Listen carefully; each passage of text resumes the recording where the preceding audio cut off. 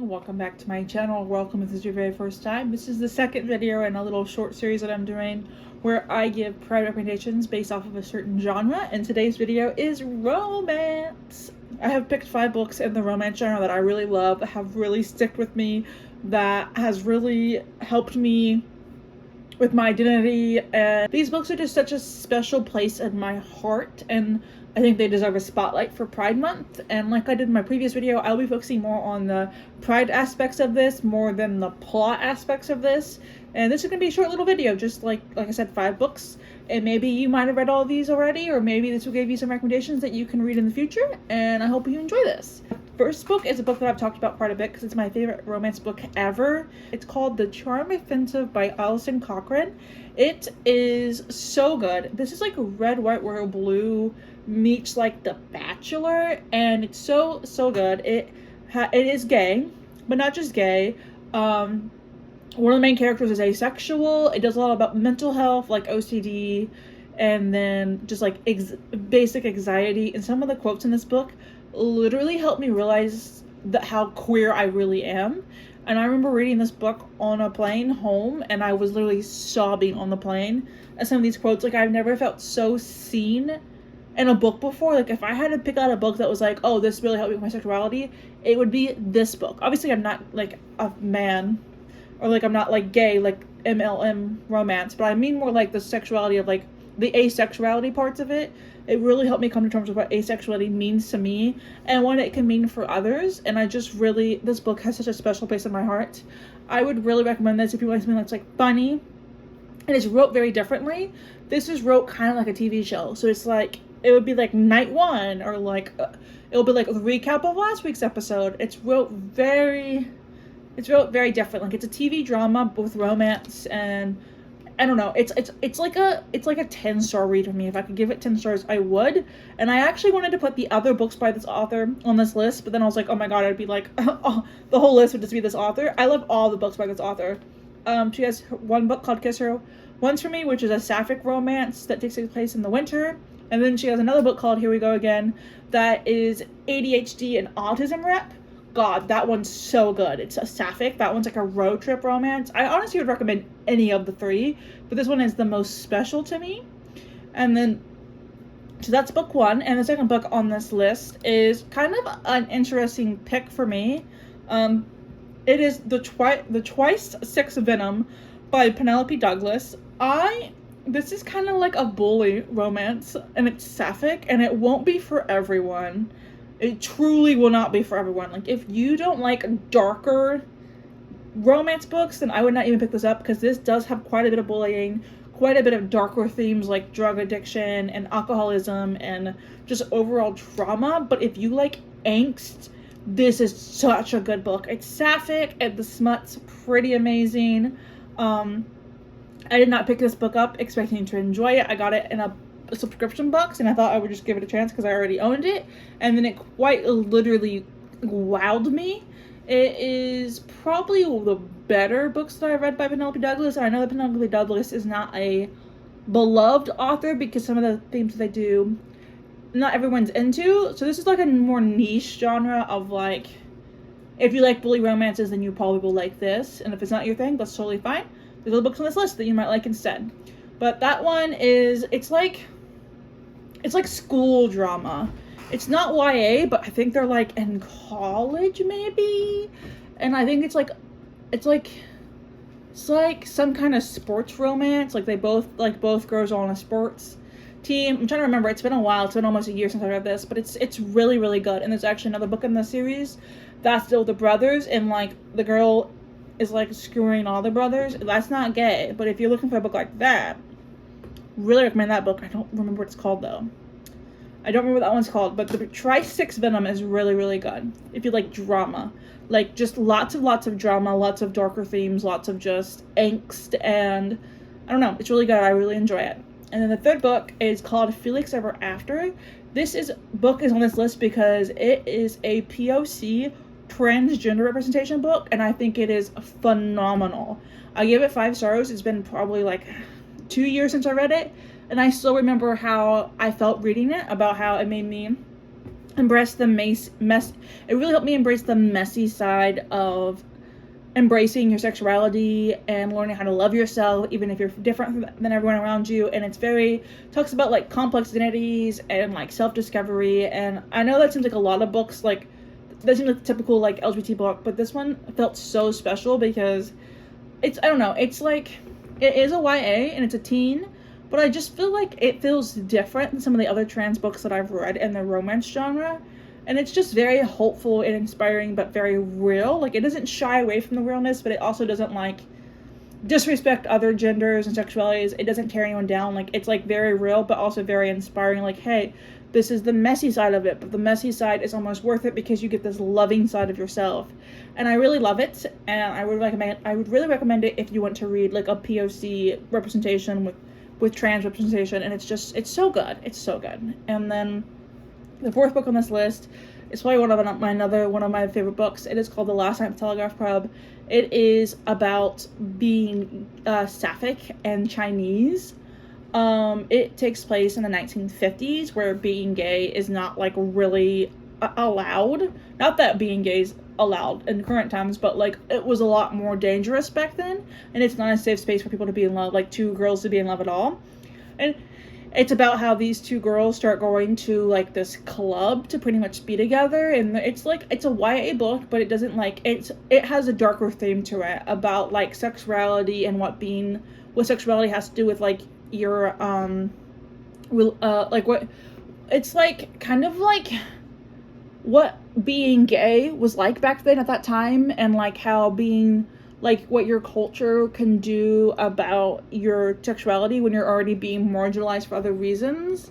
It's like being gay kind of like, how do I want to word this? It's like you're already marginalized, and then you have like this marginalized love on top of it, and it's kind of like a backstory of like how to work through those things, and how like gay people definitely existed back then. It just wasn't so openly talked about, openly embraced. And it's kind of like trying to risk everything to, you know, see the one that you love and be accepted. And I really love the setting of this book. It's 1950s in Chinatown. It's kind of broken up into like interesting sections, and it's a historical romance, so not everyone's type, but I don't know, I really loved it. I gave it 5 stars. It's really short. I think it's like, yeah, well, I said short, but it's 409 pages. It's like a shorter historical romance that I've read. Typically when I read historical romances, they're a lot longer than that. But yeah, so the Telegraph Club is like a lesbian club that they start going to, and yeah, it means a lot to them, and you'll have to read it to understand. But it's a book that made me kind of a little angry. It's one of those books that's like you have like feminine rage about being like gay. Like, it's not always sunshine and rainbows, but I think there's a lot of beauty in the story as well. And yeah, and the description I'm seeing says it's about 2 women, and they fall in love with each other, and then Lily asked a question that had taken root in her. It was even now unfurling its leaves and demanding to be shown the sun. Have you ever heard of such a thing? And I don't know, it's a really gripping story, and I think if you like historical romances, you have a good chance of liking this. And then the last book, it is called Go Luck Yourself. It is in the Royals and Romance series. This is a fairly new series. Like, the last book came out in like October of last year, and the new one just came out in March. This is the second book in the series. This is a romance story based off of holidays. So this was Christmas falling in love with St. Patrick's Day. Y'all, this book was freaking phenomenal. If you want like some naughty like holiday romances, this is such a good one. And it is kind of like fantasy like, because technically they have powers, but I consider this more like a romance than fantasy. Like, they're not like dragons or anything like that. Like, it's just like an Irish man who has a little bit of magic, or like, you know, someone who lives in the North Pole with a little bit of magic. So I consider that more like romance with magical themes than I do fantasy. That's why it's on this list underneath romance, because I feel like the romance is the sole point of it. But it's so good. And the first one is Christmas and Halloween. I also love that one. I think there's gonna be more in the series, but these are such good times. If you want an easy book that you can get through fairly easily, very fast, and have a good time with, this is it. But don't read it if you don't like smut. This has smut, and it's gay, but both books have been gay so far. Like, they've both been men together. So good. It's like festive.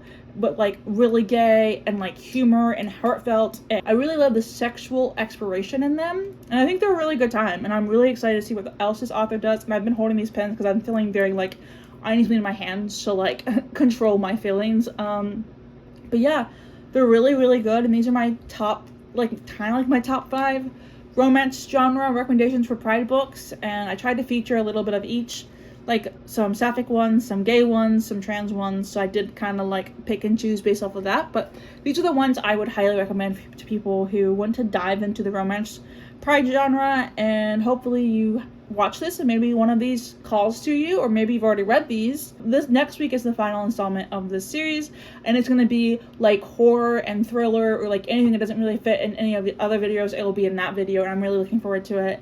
And yeah, I hope you come across this video and you get something out of it. But happy Pride Month. I hope everyone's having a good Pride month so far. I just got home from Chicago.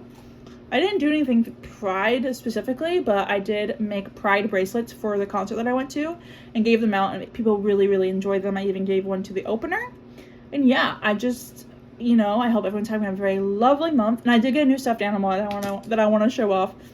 It's a beluga whale. I'm trying to think of names for him currently, but I went to the aquarium in Chicago and it was a lot of fun. And oh, before I end this video, I should have used this video to give you the books that I got in Chicago. So one second. This is gonna be a little 2-for-1 because I don't really have a place to talk about this, but I did go book shopping while in Chicago and I got 3 books, and they're all special editions, so I'm pretty excited. First book I got was Shield of Sparrows by Devney Perry.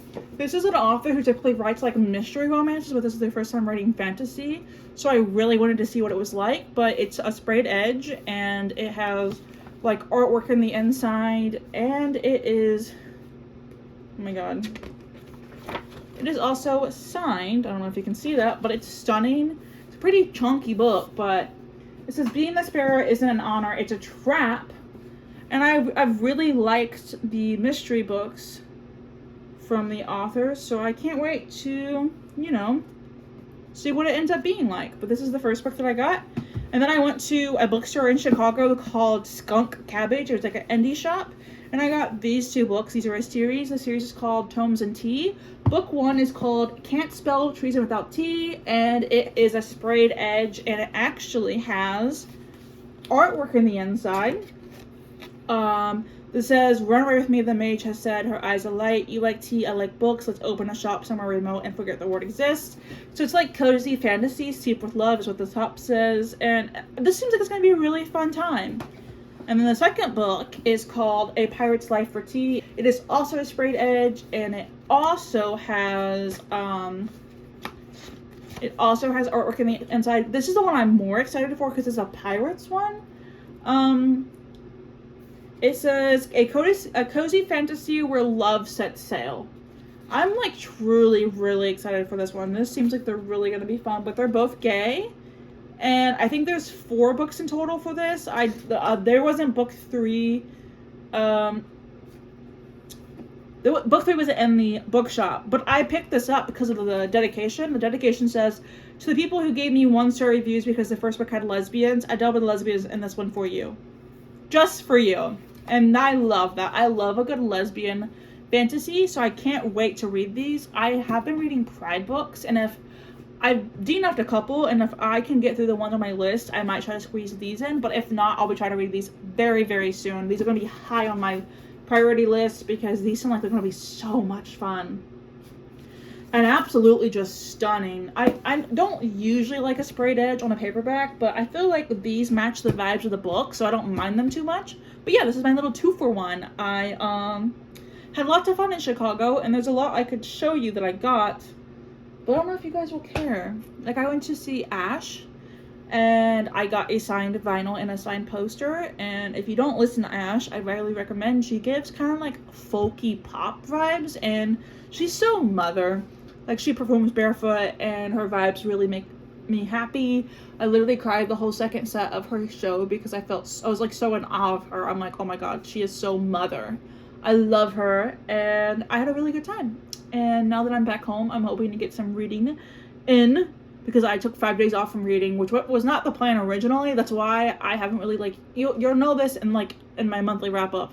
But I planned on reading quite a bit when I was in Chicago, and it just simply did not happen. I did not pick a book up the entire time I was there. So it was interesting. But yeah, and these were all 20 bucks a piece. So I paid 60 bucks for 3 special editions, which is not bad because usually special editions are pretty pricey on their own.